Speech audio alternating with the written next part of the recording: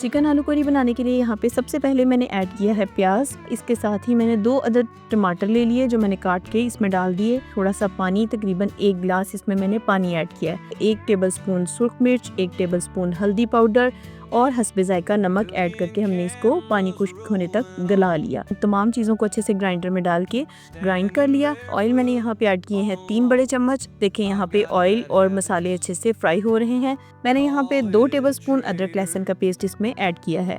इन तमाम चीज़ों को हम अच्छे से मिक्स करते हुए फ्राई कर लेंगे।